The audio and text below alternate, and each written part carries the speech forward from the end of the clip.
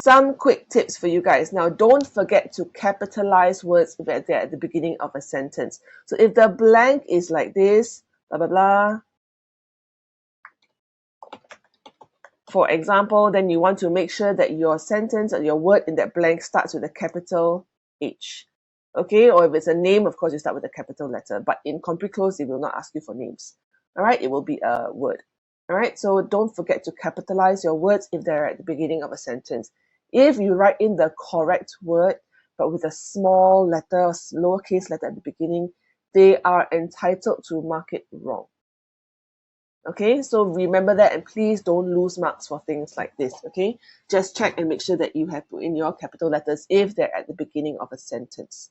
All right, second tip, these are things you need to check your work for. So even if you have gotten the correct word, your context is correct, you need to check your spelling.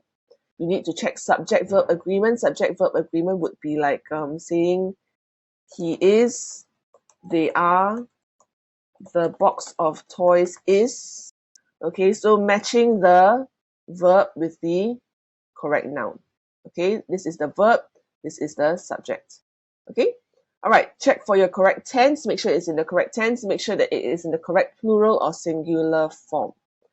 Okay, now I want to remind you about this. For comprehension cloze, these are the two things they always test for. Does anyone know what an irregular plural noun is, or can give me an example of an irregular plural noun?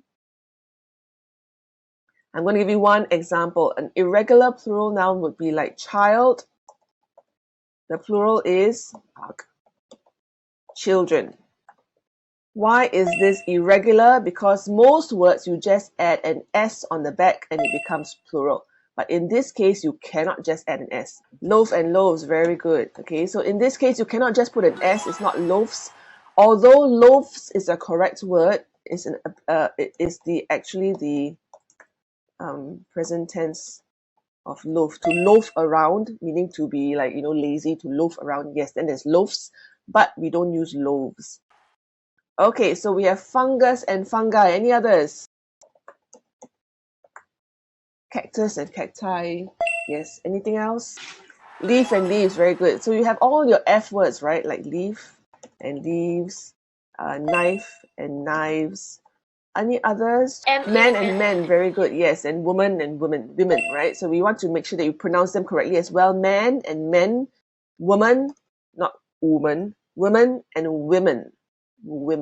Okay, all right, so these are all irregular plural nouns. So these are things that PSLE and your own schools like to test for. Why? Because if it's just a regular plural that you just put an S on the back, it is too easy. It's not really worth testing for. So they want to test you if you know that all these exceptions exist. Okay, irregular verbs. What are some examples of irregular verbs? Like just now we had ride, rode, ridden. Okay, most verbs you add an ed at the back for your past tense. Irregular verbs are when you have to change the whole word completely. So instead of putting ed at the back, it is a different form. So it's irregular, it is not regular. Still made, had made. Very good, thank you. Any other examples? Do and done, very good. So do and done, thank you. Anyone can think of a slightly more difficult words? What about speak? What is the past tense? What is the past perfect? Yes, spoken. Very good.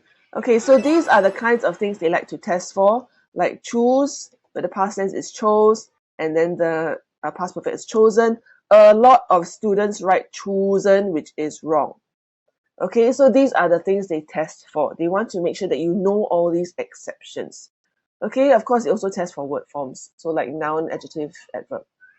Okay, so if you wanted to practice for your Compre Cloze and you are not sure where to start, you don't want to keep doing closes over and over again, you can go online and Google for lists of irregular verbs or lists of plural nouns, irregular plural nouns, and you can actually look at those lists and memorize them or study them.